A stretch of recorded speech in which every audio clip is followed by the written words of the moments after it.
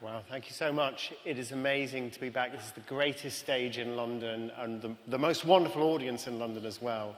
It's an absolute pleasure to be here.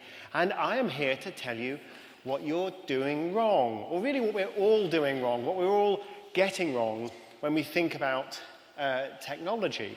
And my perspectives on this are based on a book which... oh my goodness, is that a shot of the cover of the book? I apologise. I shouldn't have squeezed. Great Christmas present for all the family. I'll get rid of the book. A few years ago, I did a series for the BBC and a couple of books, 50 Things That Made the Modern Economy, and the next 50 Things That Made the Modern Economy. And they were about all sorts of different technological innovations and in particular the impact that they had, the way that they changed our world, the consequences that they had. And the more I looked at these innovations, some of which were quite recent, some of which are very old indeed, the brick, super old, very interesting.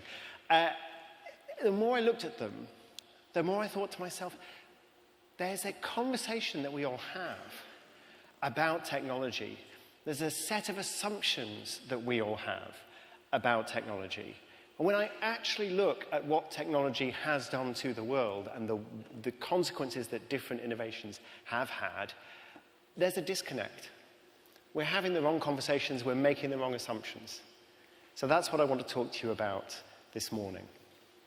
And there are 2 points in particular that I think that two mistakes in particular that I think we make. And they're both really best illustrated with reference to perhaps the greatest science fiction movie ever made, Blade Runner. Now, a warning. What I'm about to say contains spoilers. However, if you are worried about spoilers for Blade Runner, a film that is set in the dystopian future of, I think, 2017, you may leave now. I'm also going to come across as slightly critical of certain aspects of Blade Runner, and I don't mean to suggest that it isn't the greatest movie ever made, because of course it is the greatest movie ever made. But still, we all make certain mistakes. And one of the mistakes that Blade Runner makes is a very common mistake. Thinking about technological innovation in the future, what do we do when we think about technology? Very often, we think about the most complex, the most sophisticated, the most magical technology we can think of. Like, technological innovation means something that our grandparents would find completely bewildering. Sorcery.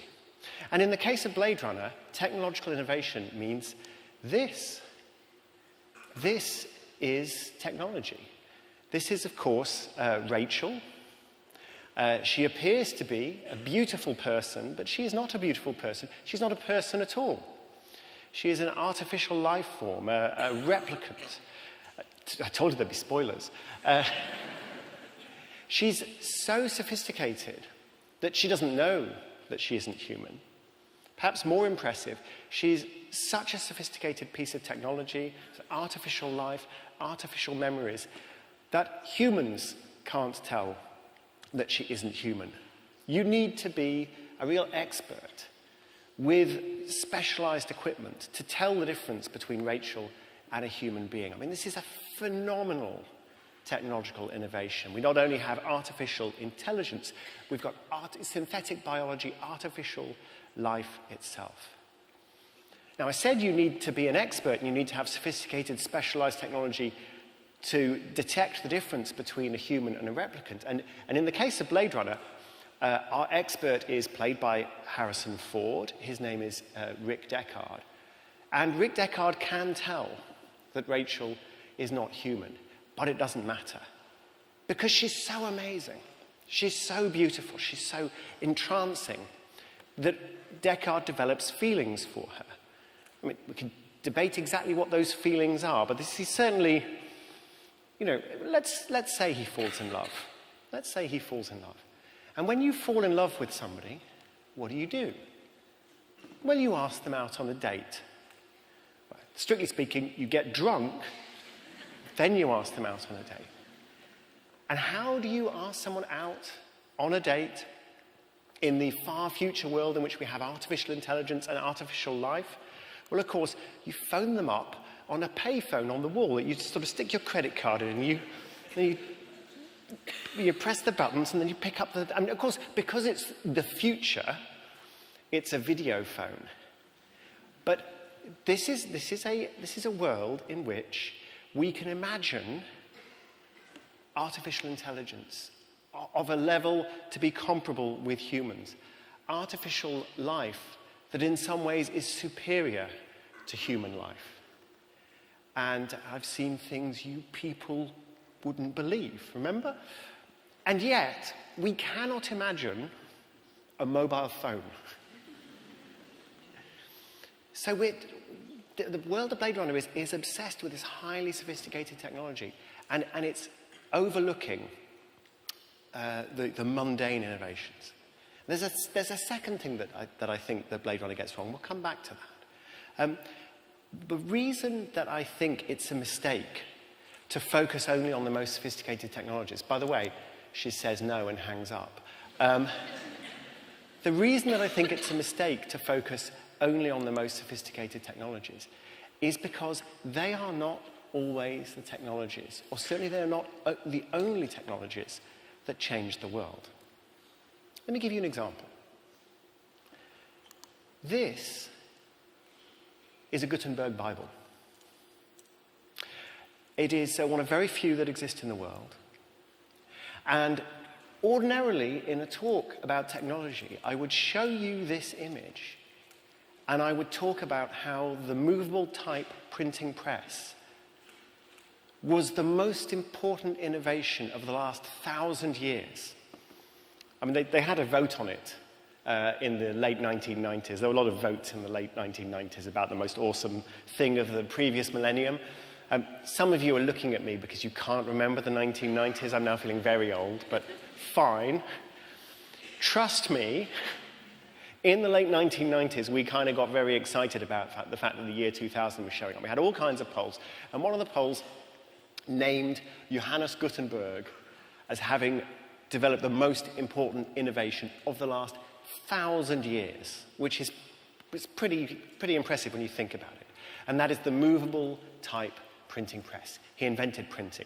So normally in a talk about technology, as I say, I would put up this image, and it's hard to believe that it is printed, but it is. I mean, the color, it's amazing kind of illustrations. They're done by hand, but these dense columns of black Latin text, they are printed. So normally I'd be showing you this, and I'd be talking about the amazing invention of the printing press. But I don't want to talk about the printing press. I want you to think about something else. What's it printed on? So Gutenberg did print some of his Bibles on the standard technology of the day, which is animal skin, parchment. But the whole point of the printing press is that you are mass producing writing. And it doesn't work unless you have a proper print run. You need to be able to print thousands of copies. And if you are printing thousands of copies and then you're printing them on sheepskin, that's a lot of sheep. I calculated this because I'm a nerd and I do this kind of thing. If you want a print run of, say, 2,000 Bibles, which is the kind of thing you might want in order to break even on the whole printing press thing, that's 250,000 sheep. It's a lot of sheep. So actually, most of the Gutenberg Bibles were printed not on parchment, but on this newish technology called paper. I say newish. Paper was invented 1,500 years before. It was invented about 2,000 years ago in China. Came to the Arab world. The Arab world had mass literacy without printing. So they had paper, lots of people writing, but they didn't have printing. And finally, paper came to Europe, to Fabriano in Italy, about 1,000 years ago, where you'd have these amazing water-powered hammers at Fabriano with these mountain streams coming down and driving these hammers, and these hammers would be creating the paper pulp. And paper pulp is basically stinky old used clothes just mulching around in urine, and you just kind of, you mash it, and in the end you get paper. I mean, I'm not a technologist, but that's the basic product, right? And so this was a problem for the Europeans because for them writing was rare. And the thing that you are most likely to want to write is a Bible. And the idea of trying to find a cheap, stinky, urine-soaked surface for your Bible, that's not very attractive. And it was a bit like saying, hey, you know the king has a crown. Could we maybe save some money on that? Make the crown out of a cheaper material? I mean, it wasn't really done. So paper didn't catch on for a long time. And the people who picked it up were in fact the accountants and the merchants of the city-states of Italy. They're like, oh, hang on, we could use this stuff for accounts. We could use this stuff for receipts. That'd be handy. And eventually, this technology made its way to Mainz in Germany, where Gutenberg lived. And he had the aha moment. I can use this. And paper arrived in Mainz only a few decades before the invention of the movable type printing press. And the movable type printing press is completely useless without paper. Why am I telling you all of this? I mean, partly because paper's really awesome and we totally underrate it. But partly because I'm describing this world-changing combination of technologies. On the one hand, the Gutenberg printing press, the movable type printing press. But on the other, this kind of stinky, slightly contemptible product, paper, that doesn't do anything that you can't do with parchment. I mean, it's not any better than parchment for the purposes of printing Bibles. It's just cheaper. But that is essential. As I said, you are mass-producing writing. You must have a way to mass-produce a writing surface. So this is what we might call the toilet paper principle of technology. Yes, you can have amazingly sophisticated technologies, such as the Gutenberg printing press, or such as Rachel the replicant. But what really changes the world is a technology that is so cheap that you can wipe anything you like with it. It's the cheapness that changes the world, not the sophistication. Now, of course, sophisticated technologies can change the world, they do change the world, but we tend to get hypnotized by the sophistication, by the cleverness, and we tend to pay less attention to the price. But trust me, I am an economist, and the price matters. So let me give you a couple of other examples. So, let's talk about fencing. Okay, fence, very important. Another underrated kind of piece of technology. In the American Midwest, in the 1850s, the 1860s, the American settlers are trying to get out there. Of course, they don't much care about the First Nations, the Native Americans who live there. They want to get rid of them. And they want to fence off land, and they want to start farming. And indeed, Abraham Lincoln introduces the Homesteading Act, whereupon anybody who heads out, including, I believe it's not just the white men, it's the black men as well, not the women, obviously not the women, but any man who goes out and fences off, I think it's 5 acres of land, and farms it for a few years, that land will be his. Lincoln is trying to move the center of gravity of the United States away from the South and to the Midwest. So there's this huge push to settle the Midwest. The trouble is, how are you going to fence off your land? For that, you need a lot of timber, and there isn't a lot of timber in the Midwest. You just got these prairies. So how do you fence land? And this was a known problem. And the problem was, in the end, solved by a gentleman called J.F. Glidden of DeKalb, Illinois, which is also, I believe, where Cindy Crawford comes from, DeKalb, Illinois. And Glidden patents what we would now recognize very clearly as barbed wire. And barbed wire was absolutely revolutionary. So these are some people protesting barbed wire. The land has been fenced off with barbed wire. These not entirely friendly-looking gentlemen don't like the barbed wire, so they've taken a photograph of themselves in these masks to conceal their identity, and they're cutting through the barbed wire. But within 10 years, enough barbed wire was produced to go around the world 10 times over. And that barbed wire was used to fence off the Midwest and to settle the Midwest, to drive away the Native Americans who lived there, and it was completely transformational. What did barbed wire offer that you couldn't do with other forms of fencing? Nothing. Absolutely nothing. It's just cheap. That's it. One of the great entrepreneurs who sold this stuff, John Warren Gates, he used to market it as lighter than air, stronger than whiskey, cheaper than dust. Cheaper than dust. The toilet paper principle again. Or, let's talk about energy. We used to ask ourselves, how are we going to transform the energy system? How are we going to produce clean energy? And when I was growing up, we all talked about nuclear fusion. We're going to have nuclear fusion. It's been 20 years away. It was 20 years away in the 1950s. It was 20 years away when I was talking about it in the 1990s as a schoolboy. Still seems to be 20 years away. It's the same thing again. It's this incredibly complex, incredibly sophisticated technology. Now what's transforming the energy system? Solar power. But why has solar power got so cheap? And this graph ends in, this graph keeps going down, keeps going down, keeps going down. The price of solar photovoltaic energy is getting unbelievably low. But why? The reason I use the words the IKEAization of solar power is a lot of what's going on to make solar cheap is basically economies of scale, bigger factories, more attention paid to logistics, more attention paid to supply chains, more attention paid to easy installation. So you could just buy your flat pack solar panels and you could put it up yourself, or get some people to help you put it up in a few hours rather than in days. And it's getting cheaper and cheaper and cheaper.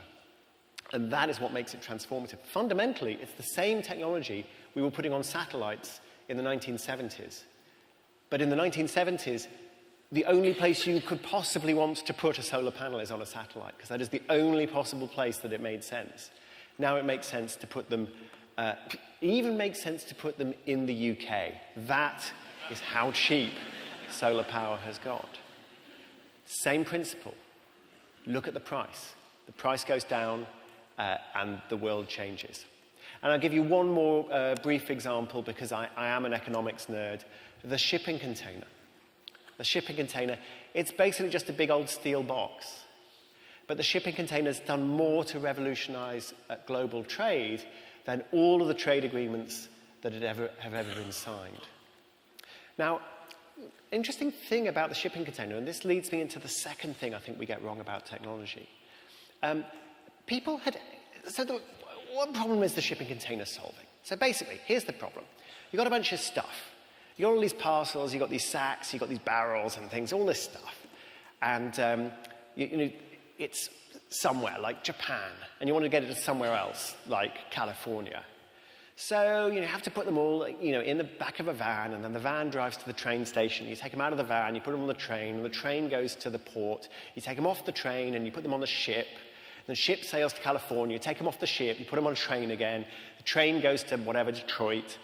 And then you take them off the train in Detroit, you put them on the vans, and they drive to places all around Detroit. And that's a lot of hassle. It requires an enormous amount of raw muscle, an enormous amount of personnel. So the shipping container says, you know what? Why don't we just put all the stuff in a box, put the box on a truck, drive the truck to the train station, put the box on the train, drive the train to the port, put the box on the ship. All you need is a box and a crane and some barcodes. And the world changes. But to make this happen, this idea was not new. This idea came along in the 1950s, an entrepreneur called Malcolm McLean. But McLean was not the first person to think of this. People have been talking about this for decades, just hadn't managed to make it work. And McLean, in the 1960s and 1970s, takes the idea and runs with it. And he's able to make it work because he's able to engineer the systemic change that's necessary. That's the second point I want to make. The second thing that we tend to miss when it comes to technology, the thing that's missing from Blade Runner is this idea of systemic change. Technologies change the world when everything else changes around them. In order to make that point, I think there's no better place to take you than the office of the future, as perceived by tomorrow's world in 1967. I'm going to show you a brief video, and afterwards we can have a conversation about it.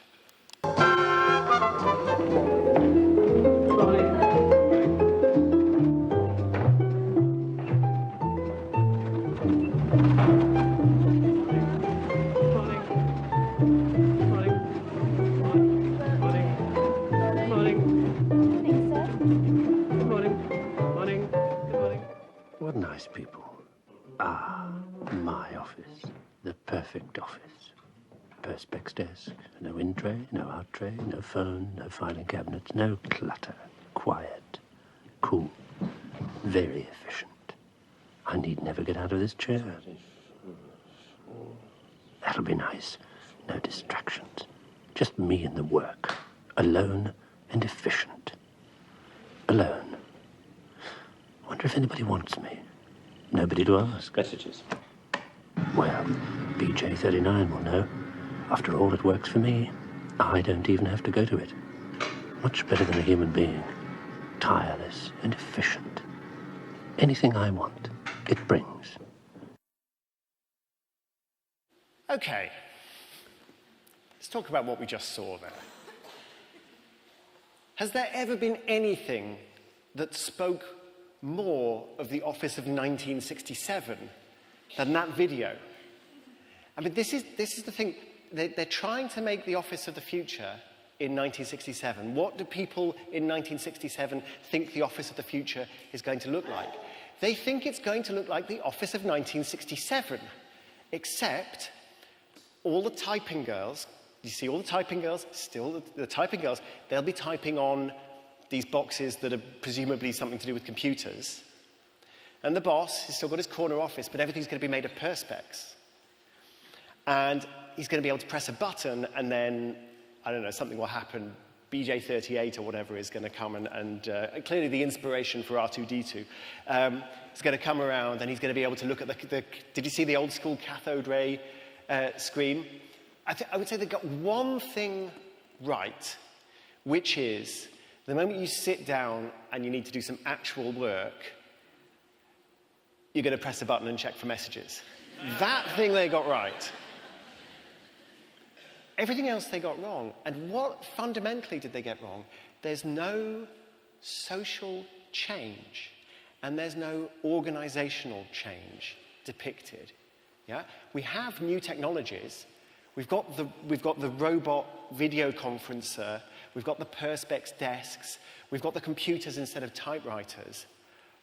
But the way all of this is organized absolutely hasn't changed. And if it's all organized in the same way, with the same people in charge, with the same architecture, with the same basic design, the same tasks are being done, but you just got new technology, you haven't really changed anything. This is one of the problems with Blade Runner. So Blade Runner, you've got space travel, you've got flying cars, you've got artificial life, but fundamentally everything still looks like Los Angeles stroke Tokyo in about 1985. I mean, nothing's really changed about this society. It really looks very, very similar to the society in which it was made, even though you have these absolutely revolutionary technologies. And that's just not how it works. You can't introduce flying cars and space travel and artificial humans and go, but everything else is basically the same, just a bit more rain and more noodles. Like, that's not how it works, right? That's not how it works. We have the same thing even more clearly in the Tomorrow's World video, okay?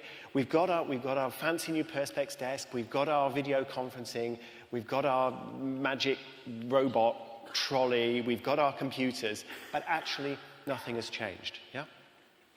You need social change. You need organizational change, or you don't really get change at all. And that was what was essential with the shipping container. It wasn't the box that changed the world.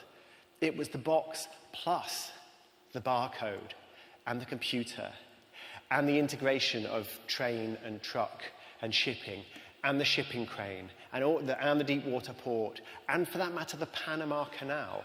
All of these things put together. Oh, and did I mention the Vietnam War? What really gave the shipping container its boost was that Malcolm McLean offered to do logistics for the American army in Vietnam. We're going to ship all the stuff over the Pacific to Vietnam on a nice military contract. And then what have you got? A bunch of empty ships and a bunch of empty shipping containers that can dock at Osaka and then go to California full of Japanese consumer electronics. That is the systemic change, the organizational change that unleashes globalization. It's not just the box, but it is partly the box. So let me give you a couple of examples of this organizational change in action. And the most famous of all, and I apologize, some of you will have heard this story, but I think it's worth lingering on because it's so prescient. Let's talk about manufacturing in the late 19th century and the introduction of the electric dynamo. This is a classic example from the economic historian Paul David. So Paul David points out that if you had looked at progress, technological progress in electrification, and you'd looked at where manufacturing was, say 1870, you would have predicted that manufacturing was going to be completely electrified. Electrification would take manufacturing by storm.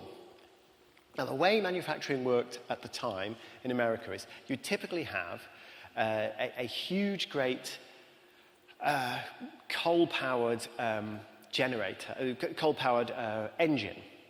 And this steam engine is kind of turning and turning and turning and turning. You're burning the coal, you're generating steam, the steam is turning the engine, and then you're bringing in power to the factory. So the factory might look something like this, and you can see up here at the top these drive shafts along the ceiling. And then all of these belts coming down off the drive shafts, and all these people working on machine tools, so machine drill, a machine saw, sewing machine, whatever it is, drawing power from the same drive shaft. And this is how factories worked. Now, when American entrepreneurs saw the electric motor, they thought to themselves, an Edison is electrifying, Westinghouse is electrifying, these amazing, electricity is being generated, it's being supplied on a commercial basis, you have efficient motors. When they saw this, people said, right, well, let's get rid of the steam engine and we'll install a massive, great electric motor, and then we'll run our factories off the electric motor. And some people did this, and what basically changed? Nothing, really. I mean, less coal dust. So if you're making, say, white cotton shirts, it's helpful that you're not burning coal next door. But apart from that, nothing much really changes. The factories don't get much more efficient, and it's all a bit disappointing. And the progress of electrification is pretty slow. People are still building factories and often going, you know what, we can't be bothered to install these electric motors. Let's just have the coal engine and it's fine. And that goes on for about 20, 30 years. Then, First World War happens, and US Congress is concerned about all of these people coming over from war-torn Europe to America. Just too many people who are perceived as being, very foreign, like the Italians, scary. You don't want too many Italians. So, it obviously would never happen these days, but the US Congress turned out to be super, super xenophobic and passed all these laws. So we don't want all these immigrants. I know, it's a different time. And these laws have quite dramatic effects on the degree of immigration. So immigration is dramatically reduced. Factory owners then are like, we can't get the flow of workers that we were expecting. So we're going to have to try and install more machines, and we're going to have to train the workers that we've got. We have to pay them differently and pay them better. We need to change the training that they get. We need to change the kind of contracts, the kind of responsibilities they get. And actually, while we're at it, we can change the way the factories themselves are organized. Because about this time, people start to realize that with these new, highly trained, highly motivated workers, you could give an individual worker more responsibility. And so that worker might have control over the machine at their desk, at their workbench. More individualized control. More individualized control means you just have a little machine. Now, you can't have a little steam engine on every workbench because steam engines are not efficient at that scale. But what you can have is a little electric motor. And so you can change your factory so that instead of bringing in all of this power on the drive shaft, you bring the power in little electric wires that run along the floor. And so instead of one massive steam engine being replaced by one massive electric motor, you have one massive steam engine being replaced by 200 tiny electric motors, each of which is under the individual control of the worker. And at that point, hang on a minute, we can get rid of these drive shafts. We can install maybe some cranes on the roofs, or maybe windows, bring in more natural light. The whole factory used to be crowded around the drive shaft. Everyone needed to be near the drive shaft. And the logic of workflow around the factory was who needs the most power needs to be closest to the drive shaft. Now you start going, hang on, we could just arrange everybody in terms of a logical workflow. This is the immediate precursor to the production line. So materials move around the factory in logical order. We're not driven by the logic of proximity to the drive shaft. We're driven by the logic of what makes sense as you're passing this product is getting more and more finished. So what I'm saying is it's not enough to replace the steam engine with the electric dynamo. What you need is to replace the steam engine with a totally different kind of power, with a different workforce, with different complementary equipment, with different work processes, and with a different architecture of your factory. And at that point, suddenly, you unlock the productivity of the new technology. So Paul David points out that productivity in American manufacturing absolutely soared in the 1920s. The technology was readily available in the 1880s. It took them a third of a century to figure out how to use it. And that's because so much organizational change was necessary. And what Paul David asked in this very prescient article he wrote in the 1990s is the same thing true of computers? And of course, since then, technologists have been asking, is the same thing true of smartphones? Is the same thing true of the internet? Is the same thing true of artificial intelligence? And history never exactly repeats itself, but it gives you a clue. And my guess is, yes, the same thing is true of all of these technologies. It takes a lot of time before we figure out how to use them, because how to use them requires so much social change. We're still locked in the office of 1967. Now, even when the technology is there, we don't really know how to use it. We don't know how to collaborate with it. We don't know how to change our lives to fit around it. But don't worry, in the end, we will bend to fit the technology. We always do. Many of you will know the writings of Eric Brynjolfsson. He co-author, I think, of the second machine age or the fourth machine age. I lose track of how many machine ages. He has written a lot about new technologies.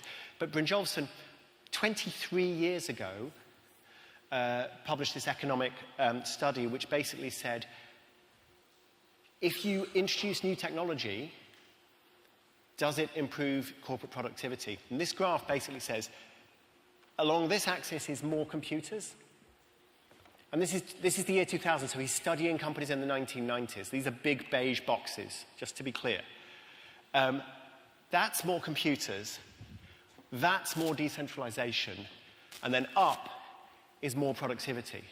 And what you're basically seeing is it's no good reorganizing your company. That's kind of moving backwards or forwards. It's no good buying more computers. That's moving left or right. You need to do both. Decentralize the company, reorganize the company, and get the computers, and that's when the productivity soars. Yeah? You only get the productivity when the organization itself changes. So I've argued that we get two things wrong about technology. We focus too much on the super complex stuff, and we don't pay enough attention to price. We don't pay enough attention to the shipping container or toilet paper or barbed wire. Now, these very simple, cheap innovations that change the world. And the second thing we get wrong is we think of technologies as things that can basically drop into position. We've got this task, and we have a particular tool, we've got a particular technology that does this task, and then we're going to get rid of that and replace it with a new tool. So I know I've got an iPhone 4, and I'm going to replace it with an iPhone 8. Yeah? But it's not normally like that. Normally, in order to unlock these technologies and to really take advantage of these technologies, lots and lots of other things have to change. We've got a few minutes to talk about generative AI. Shall we talk about generative AI? Just briefly, in the light of what I've said?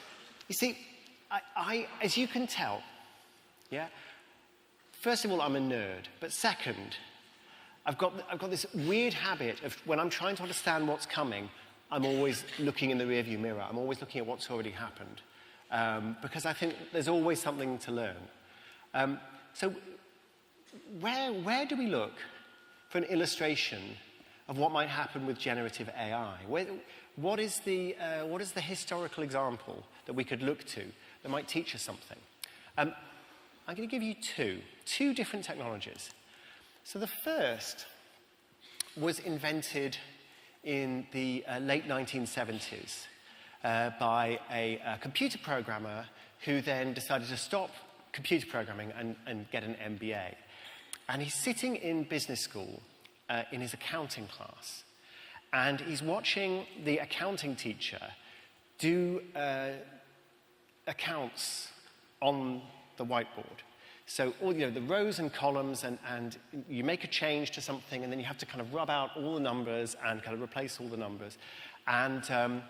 And this is what accountants used to do. They obviously didn't used to do it on a whiteboard. They used to do it on a piece of paper. So to have all these accounts on all these different pieces of paper. And then you used to have a big piece of paper that would summarize all the accounts together. And it was like a big sheet that you'd spread out. So they called it a spreadsheet. And so this guy who's a computer programmer is looking at this teacher rubbing out these recalculating all these numbers, and he just thinks, this is insane. I could get a computer to do a spreadsheet. And that's what he did.